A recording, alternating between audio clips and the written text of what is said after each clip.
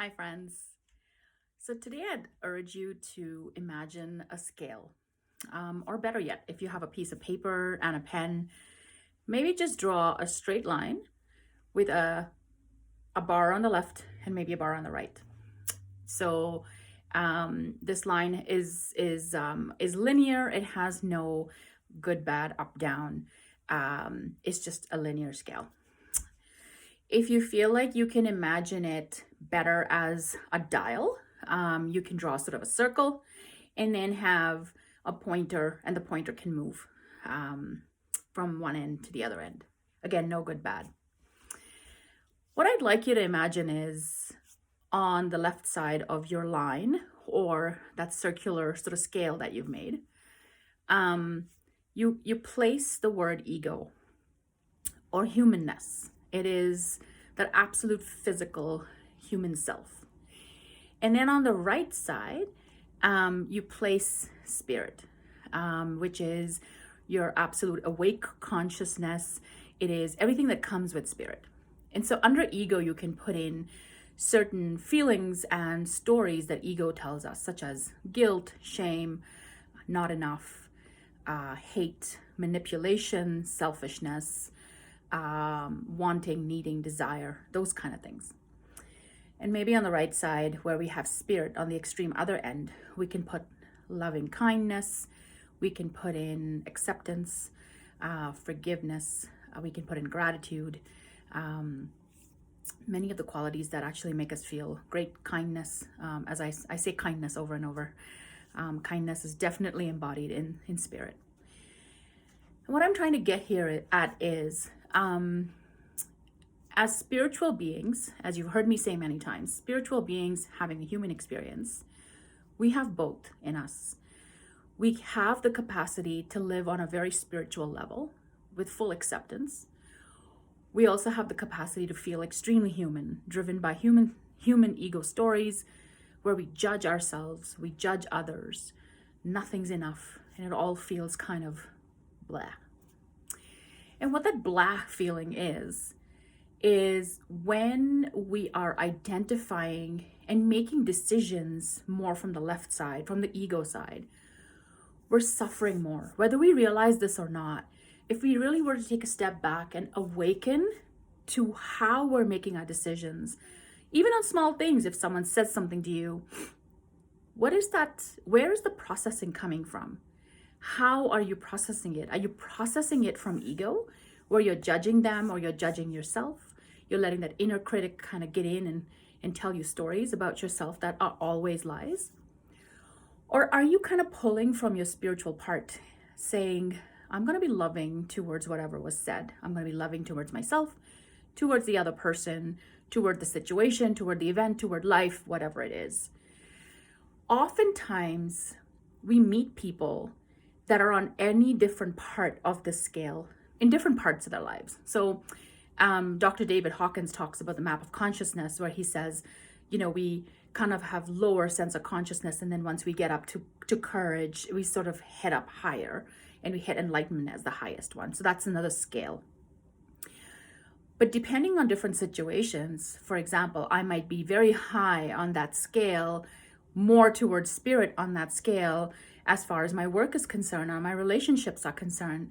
But I might be lower on that scale as far as maybe my physical activity or healthy eating, that kind of stuff. So everyone's at a different level on that scale in different areas of their lives. Overall, we all kind of land somewhere on that scale. Now, there's two things that we can do. I think the first one is imperative that we do that, especially with the start of the new year, where everyone's making resolutions of wanting to do this and that. Ask yourself honestly, where do I sit on this scale? When life throws things at me, when life throws people at me, good or bad, where do I sit on the scale? Do I operate from ego and judge and divide? Or do I immediately go to spirit and embrace that with loving kindness, embrace that with gratitude? So there's that examination. Where am I on the scale? The next question is, where would I like to be? And that's where all your resolutions can move and come into fruition. where would I like to be on the scale? I mean, of course, we'd all, in all human characteristics, want to be on the extreme spiritual side. I think we wouldn't be having a human experience if we were just spirit, right? I mean, that's a given. We're here to have that human experience. We're here to feel everything that ego is telling us. But I would like to be closer to the spiritual side, personally. So I would say it's important for you to ask the question on that scale, on the dial, on the map of consciousness, where would you like to be? Where would you realistically like to fall at the end of the year? And you can even make it more detailed. You can say, in my love life, I'd like to be more loving and less judging. In my work life, I'd like to be more accepting and less bitter. Whatever that might be. What it does is it turns you inward. It allows you to look at yourself, and it really allows you to understand, what is my status quo? Where do I stand right now? And that's the only way I can grow, right? You can only jump off from where you're at. But if you don't know where you're at, it becomes hard to gauge. Have I grown? Have I jumped off? Where have I come to? So if you're thinking of leveling up this year in your life, know where you stand before you can go up or go down. The other thing I would urge you to do is look around you. Look at the people in your life that you mostly interact with, that you like hanging out with. Examine how those people make you feel. And ask yourself, who are those people and where do they sit on that scale? Do they sort of sit more on the ego end? Are most of your friends dramatic, complaining, indulging in substances, not doing very much, complaining, blaming other things? Or are most of your friends and family accepting, loving, open, kind, happy, joyous? Ask yourself that. And then gauge it. If you want to be in a particular part on that scale, your environment must reflect that, which may mean you may have to let go of some of your friends who are sort of keeping you back. And you may have to embrace new people, new events, new situations, which will reflect where you want to go. What I'm saying by that is you do not abandon anyone in your life, because friends and family are just who they are. There may be some friends and family that you may be able to say, it's great to know you, thank you, I'm going to let you go because you're not healthy toward yourself or me.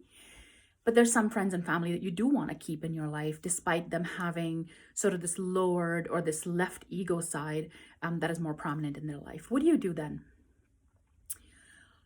What I recommend, and that works for me, is I set a healthy boundary and I forgive. And what does that mean? We hear these words a lot. To forgive is to accept that that human is on a particular place on that scale, because they're human. They do have a spiritual self, but they're not in touch with that spiritual self, perhaps as much as you are, perhaps as much as someone else is. So you accept that. You open yourself up to who they are. You forgive them for behaving badly toward themselves and toward you. You say a happy no to their manipulation or their selfishness. And what that means is you set that healthy boundary where you say, I will not withhold love from you. I am forgiving you. I will still love you. But I may not hang out with you. I may not see you. I may not do the things that are detrimental to you or to me, because I wish to be on a different place on that scale, and you're choosing to stay in a different place on that scale.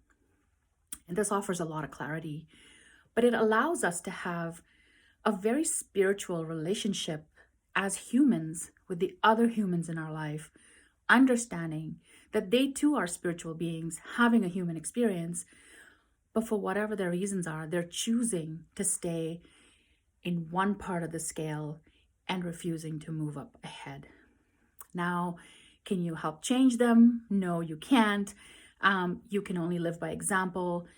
I would say focus all your energy on where you want to be on that scale and make that your goal in life, without forcing, without pushing, without rejecting, without running away. Really open yourself up to see, where am I? Where am I going? Who's around me? And how am I interacting with everything that's coming to me?